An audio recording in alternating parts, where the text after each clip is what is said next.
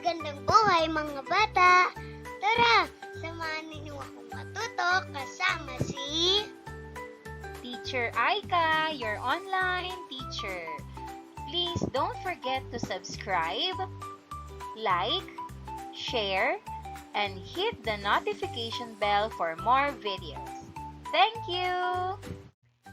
Revised K-12 Curriculum, Filipino, Grade 5, Quarter 3, Lesson 1. Ang ating aralin ngayong araw ay tungkol sa Akdang Naratibo, Tulang Pambata. Muli, ako si Teacher Aika, ang inyong online teacher. Simulan na natin!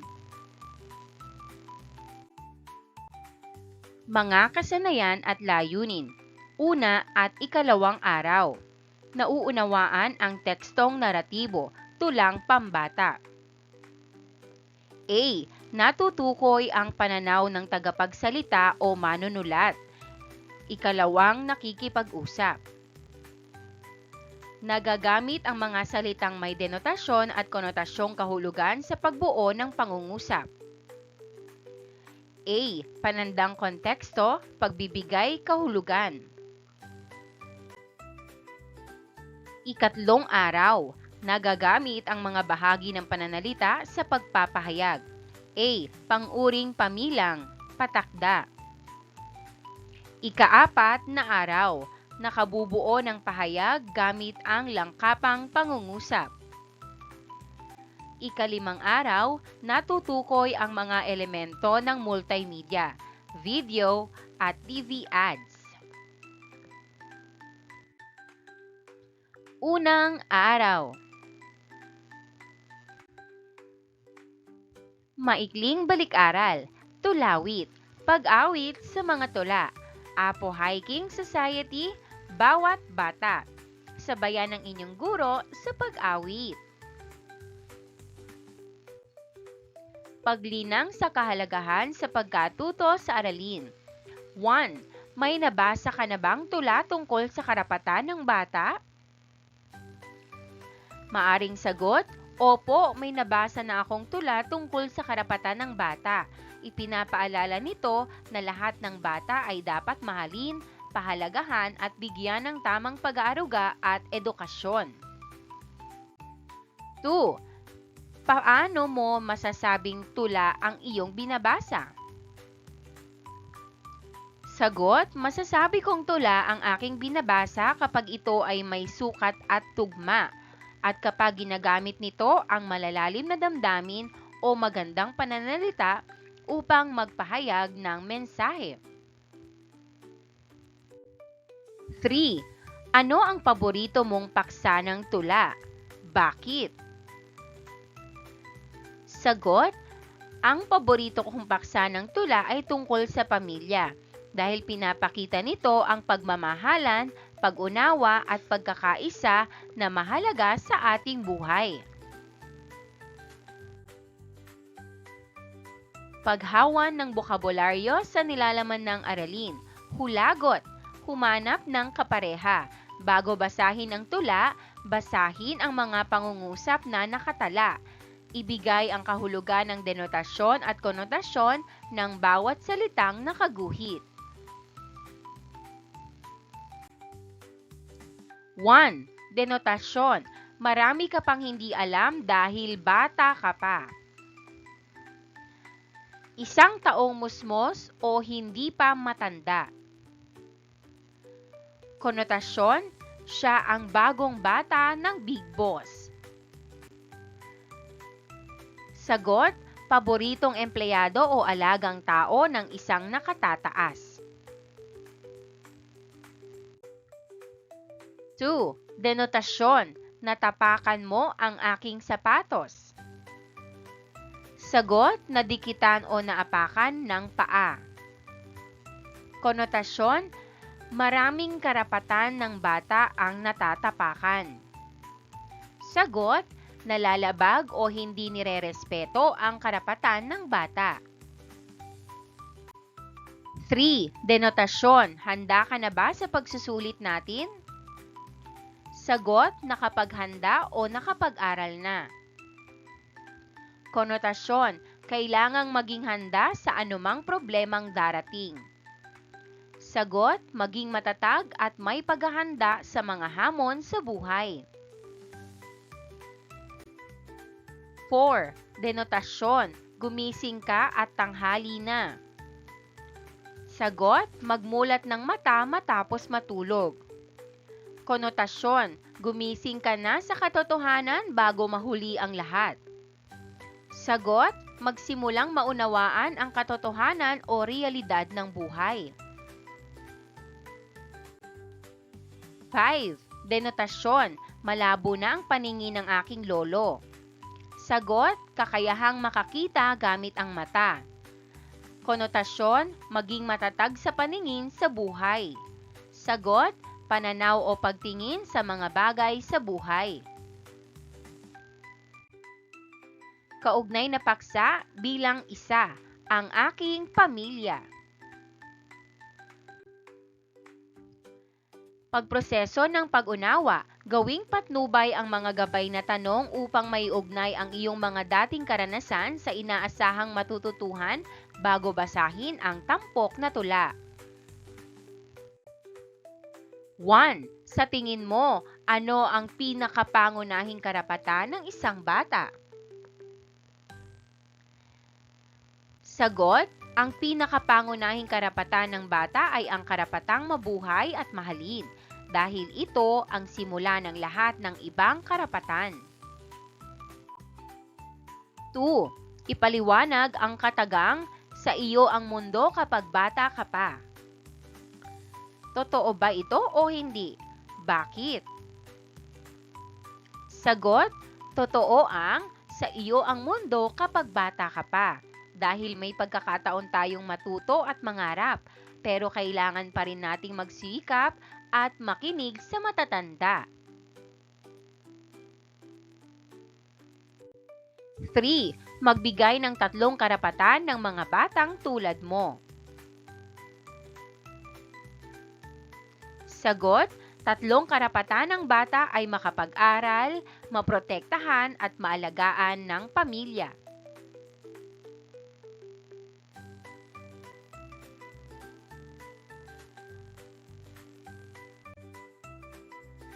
Pagbasa ng tula. Ako bilang isang bata, isinulat ni Maria Fe G. Hikana. Ako raw ay batang munti, bata man sa inyong paningin, ngunit may mabuting mithi sa bawat panalangin. Hinuhubog ang mabuting ugali tungo sa magagandang gawain. Sarili ay pauunlarin, maling kilos ay babaguhin. Pag-aaral ay pagbubutihin upang tagumpay ay kamtin. Gaano man kahirap ang gawain, pipiliting tapusin. Problema man ay dumating, handa itong lutasin. Sa anumang pagsubok, handa itong harapin. Habang ako'y lumalaki, pangarap sari-sari. Lahat ng laro ni nanais, umaraw man o gumabi. Bawat bata ay may karapatan, anuman ang kanyang lahi, na dapat nating igalang tulad ng paggalang sa sarili. Karapatan sa payapang buhay ay isa sa aming mithi, malayo sa panganib, pang-aabuso o paghahari. Mabigyan ng sapat na edukasyon para mapaunlad ang sarili. May tahanan at pamilyang mag-aaruga sa amin na iginagalang ang aming lipi. Ano nga ba ang salitang karapatan? Ang karapatan ay mga pangangailangan ng tao na dapat makamit upang makapamuhay ng maayos. Alalahanin din na sa bawat karapatan ay may tungkulin na dapat sundin.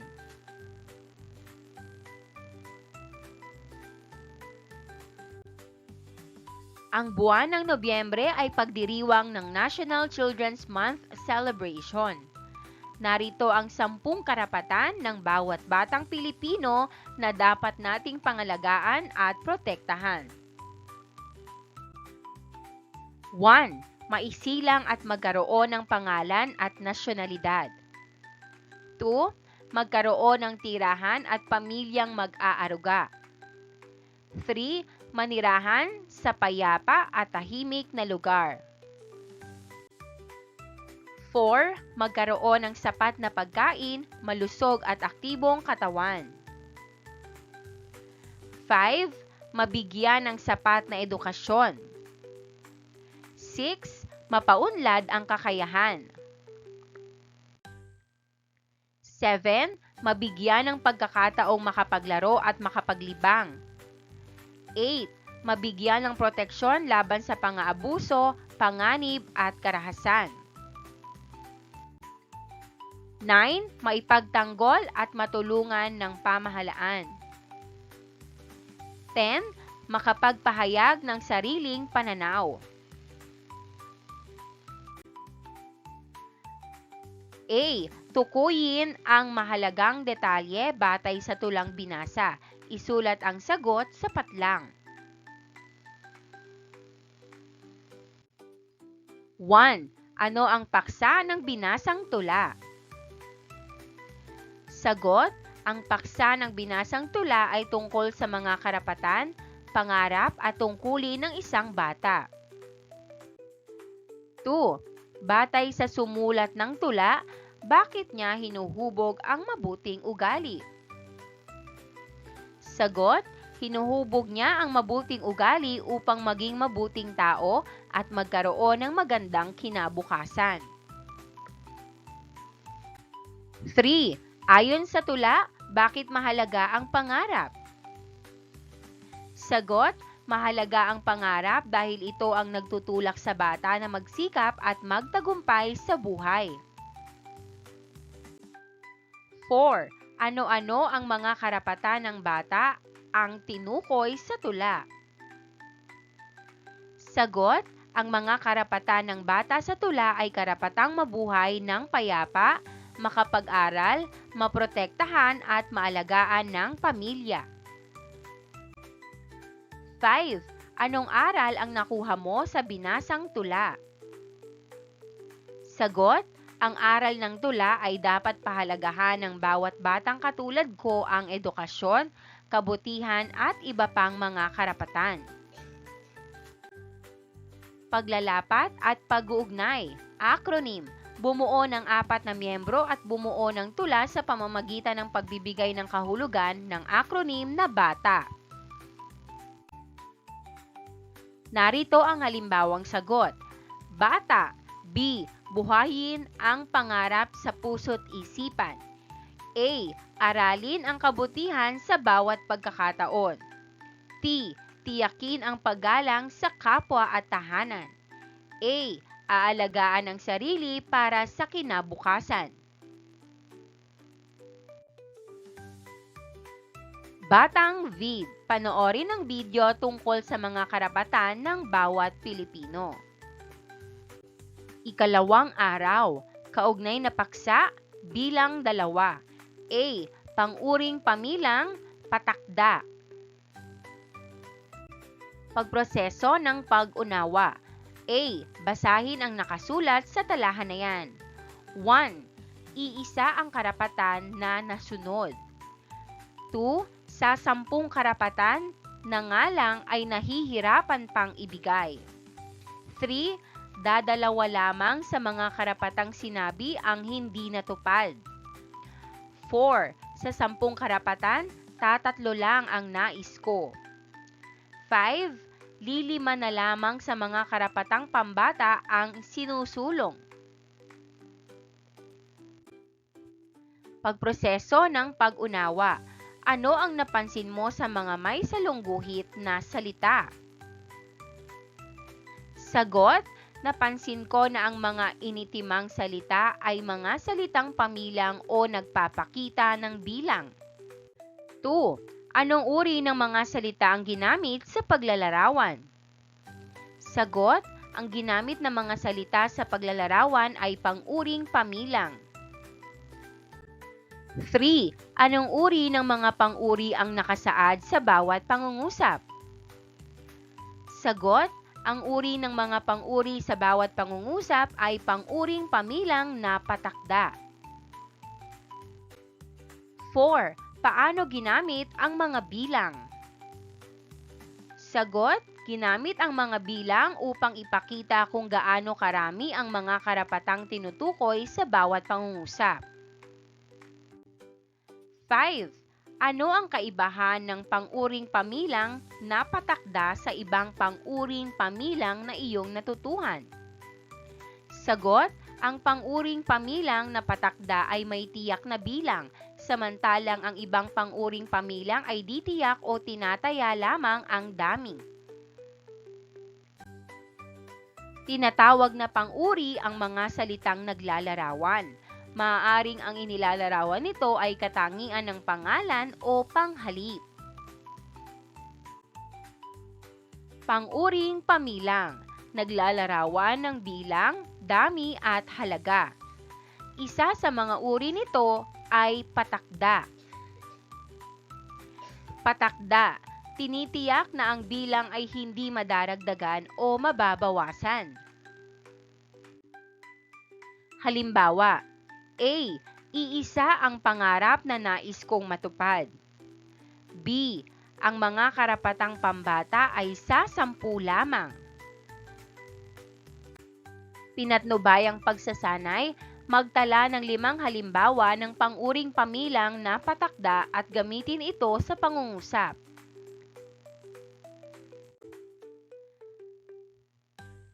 Sagutan natin. Unang kolum, patakda. Pangalawang kolum, pangungusap. 1. Isa. May isa akong kapatid na babae na mahilig magbasa. 2. Dalawa. Dalawa ang aming aso sa bahay. 3. Tatlo. Tatlo kaming magkakaibigan na laging magkasama sa paaralan. 4. Apat. May 4 na asignaturang kailangang pag-aralan ngayong gabi. 5. 5 ang bituin sa logo ng aming uniforme. Paglalapat at pag-uugnay, gawing pang-uring patakda ang mga nakasaad na pang-uring pamilang. Unang kolum, pang-uring pamilang. Pangalawang kolum, patakda. 1. 8. Patakda, 8. 2. 7. Patakda, 7. 3. 6. Patakda, 6 na. 4. 11. Patakda, 11. 5. 20. Patakda, 20. Ikatlong araw, kaugnay na paksa, bilang 2. Langkapang pangungusap. Pagproseso ng pag-unawa. 1. May 10 karapatan ang mga batang Pilipino at kailangan nating igalang ang mga karapatan ng bata. Datapwat, may ilang karapatan ang inilalabag ng mga tao. 2. Kahit na nahihirapan ang aking mga magulang na paaralin kaming magkakapatid, ay sinisika pa rin nilang mapag-aral kaming lahat, kaya naman nag-aaral kaming mabuti. Tanong 1. Ano ang napansin sa mga salitang nakahilig? Sagot, napansin ko na ang mga salitang nakahilig ay pang-ugnay o pangatnig na ginagamit upang pagdugtungin ang dalawang kaisipan. 2. Anong uri ng sugnay ang mga may guhit? Sagot, ang mga may salong guhit ay sugnay na di makapag-iisa dahil hindi buo ang diwa. 3. Anong kayarian ito ng pangungusap? Sagot, ang kayarian ng pangungusap ay langkapan. 4. Ano-ano ang bumubuo sa langkapang pangungusap? Sagot, ang langkapang pangungusap ay binubuo ng 2 sugnay na makapag-iisa at 1 sugnay na di makapag-iisa. 5. Ano ang kaibahan ng langkapang pangungusap sa iba pang kayarian ng pangungusap? Sagot, ang langkapang pangungusap ay naiiba dahil pinagsasama nito ang tambalan at hugnayan, samantalang ang iba ay iisa lamang ang uri ng sugnay. Pagproseso ng pag-unawa. Ang langkapang pangungusap ay isa sa mga kayarian ng pangungusap. Ito ay binubuo na ng dalawang sugnay na makapag-iisa at isa o higit pang sugnay na di makapag-iisa. Ginagamitan din ito ng mga pangatnig. Dalawang sugnay na makapag-iisa plus isa o higit pang sugnay na di makapag-iisa at paggamit ng pangatnig. Unang dalawang pangungusap plus sumusuporta sa unang dalawang detalye. Halimbawa, may mga karapatan kaming mga bata at sa bawat karapatan ay may tungkulin kami. Datapwat, may mga pagkakataong natatakpan ng aming karapatan.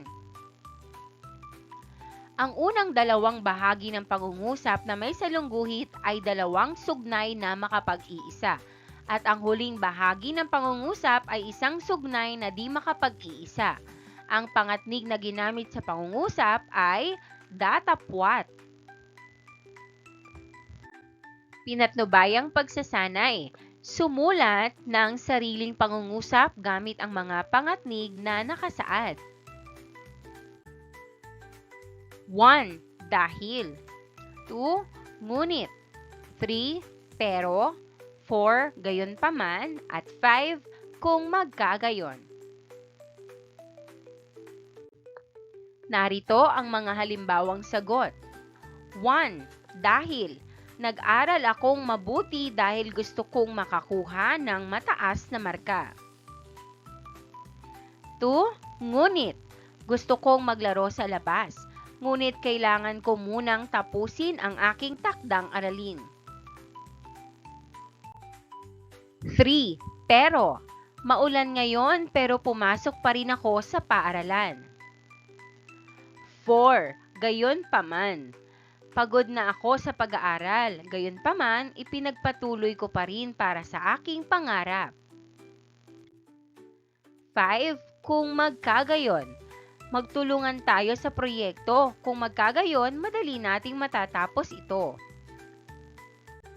Paglalapat at pag-uugnay.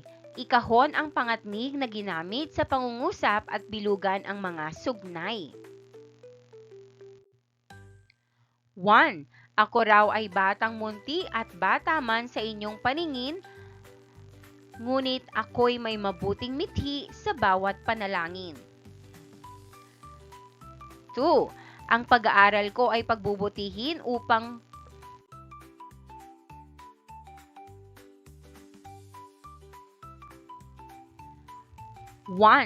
Ako raw ay batang munti at bata man sa iyong paningin, ngunit ako'y may mabuting mithi sa bawat panalangin. Sagot.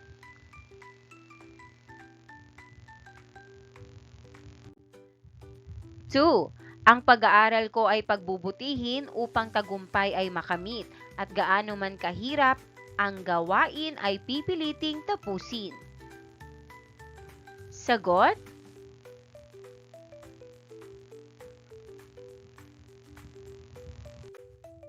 3. Habang ako'y lumalaki, ang mga pangarap ko ay sari-sari. Nais kong maglaro ng walang katapusan, ngunit may mga tungkulin pa akong dapat gawin. Sagot.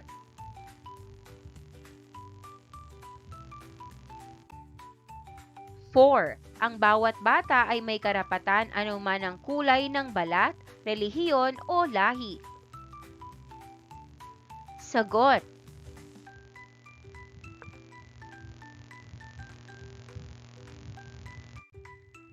5. Kaming mga bata ay may karapatang magpahayag ng aming damdamin at maglaro kasama ang mga kaibigan upang mapaunlad ang aming sarili. Sagot.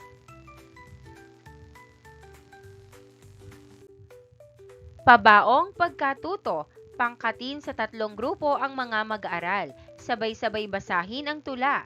Gawing batayan ang rubric. Rubric sa sabayang pagbigkas.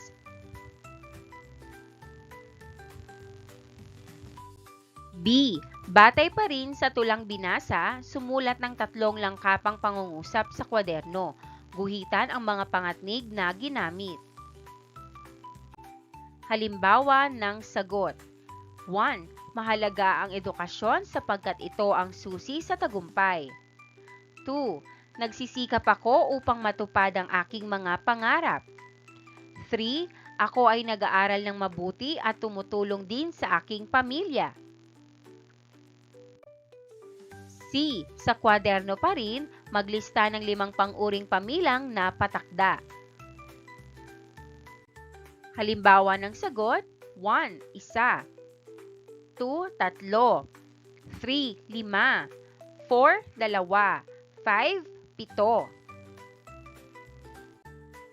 Pagninilay sa pagkatuto, pagpapahalaga sa karapatan ng bata. Basahing mabuti ang bawat tanong at pagnilayan ang sagot hinggil dito. 1. Naisip mo ba kung bakit ka inaalagaan ng iyong mga magulang? Sagot, oo, dahil inaalagaan ako ng aking mga magulang upang lumaki akong mabuti, ligtas at may magandang kinabukasan. 2. Ano kaya ang dahilan kung bakit ka pinag-aral? Sagot, pinag-aral ako upang matutong magkaroon ng kaalaman at maabot ang aking mga pangarap. 3. Ano ang gagawin mo kapag nalabag ang iyong karapatan bilang bata? Ipaliwanag. Sagot, kapag nalabag ang aking karapatan bilang bata, magsasabi ako sa aking mga magulang o guro upang matulungan nila akong maipagtanggol at maayos ang sitwasyon. Ika-4 na araw. Pagsusulit. A. Guhitan ang mga pang-uring pamilang na patakda sa bawat pangungusap at sumulat ng sariling pangungusap. 1. Napakaraming karapatan ng bata ang nalalabag kahit sa 10 lamang ito. Sagot, sa 10. Pangungusap, may sa 10 lang kaming proyekto pero mahirap tapusin lahat. 2. Sa dinami-dami ng pangarap ko ay iisa lang ang natupad. Sagot, iisa. Pangungusap, may iisa lang akong pangarap, ang makatapos ng pag-aaral. 3. 30 na lang kaming natirang bata sa palaro. Sagot, 30. Pangungusap, 30 na lang kaming kalahok sa paligsahan sa sayaw. 4. Dadalawa na lamang sa kaklase ko ang babae. Sagot, dadalawa. Pangungusap, dadalawa na lang kaming naiwan sa silid-aralan matapos ang klase. 5. Aapat kaming magkakapatid ngunit namatay ang isa. Sagot, aapat. Pangungusap, aapat kaming magkakaklase na nagtutulungan sa proyekto. B. Lagyan ng check kung tama ang pahayag tungkol sa karapatan ng bata at X kung ito ay mali. 1. Mayaman man o mahirap, dapat na pinag-aaral ang bata. Sagot, check. 2. Karapatan ng bata na mamili ng bahay na matitirhan. Sagot, X. 3. Isa sa karapatan ng bata ay makapagpahayag ng sariling pananaw. Sagot, check. 4. Kung may batang inaabuso, kailangan siyang tulungan ng pamahalaan. Sagot, check. 5. Karapatan ng bata na mamili ng pangalan na nais niya. Sagot, X. 6. Ang iyong pangalan ay iyong pagkakakilanlan kaya gumawa ka ng mabuti sa iyong kapwa. Sagot, check. 7. Kailangan bigyan ng masasarap na pagkain ng bata dahil karapatan niya ito. Sagot, check. 8. May karapatan din ang mga batang makapaglaro ng video games kung kailan niya nais. Sagot, X. 9. Naghanda ng programa ang ating pamahalaan upang maprotektahan ang mga bata laban sa karahasan at panganib. Sagot, check. 10. Dapat kong mapaunlad ang aking kakayahan dahil ito ay karapatan ko. Sagot, check. C. Sumulat ng langkapang pangungusap gamit ang mga pangatnig. 1. Dahil dito. 2. Kung kaya. 3. Magkagayon pa man. 4. Kung gayon. At 5. Datapwat. Narito ang mga halimbawang sagot. 1. Dahil dito.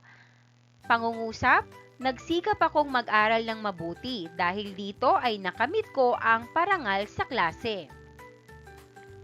2. Kung kaya, tinulungan ko ang aking kaklase sa proyekto kung kaya pareho kaming mataas ang nakuha.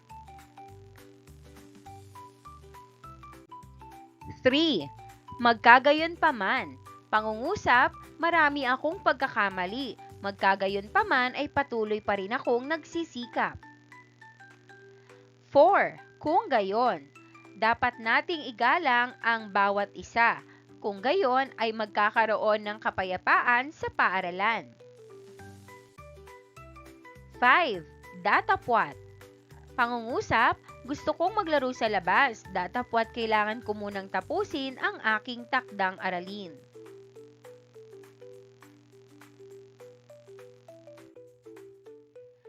D. Panoorin ang mga advertisement o patalastas. Tukuyin ang paksa nito. Gawing gabay ang mga link na nakasaad. Tukuyin ang paksa ng bawat patalastas na mapapanood. Gawing gabay ang nasa talahan na yan. 1. Learn the Bonakid Preschool 3+ moves. Paksa, pagbibigay lakas at nutrisyon sa mga batang nasa preschool upang maging aktibo, matatag at handa sa pag-aaral. 2. Safeguard lurkers. Paksa, pagpapanatili ng kalinisan at proteksyon laban sa mikrobyo gamit ang safeguard upang mapanatili ang kalusugan ng pamilya. 3. Mag-Milo breakfast every day. Paksa, pagsisimula ng araw ng may enerhiya at lakas sa tulong ng Milo bilang bahagi ng masustansyang almusal. Gawaing pantahanan o takdang aralin. Gumawa ng sariling maikling video tungkol sa karapatan ng bata. Sikapin na hindi ito lalagpas sa 30 segundo. Ilahad ito sa klase. 2. Maghanda ng sariling kwentong katatakutan para sa susunod na paksa. Maraming salamat sa panonood. Huwag kalimutang i-like at mag-subscribe para sa higit pang educational content.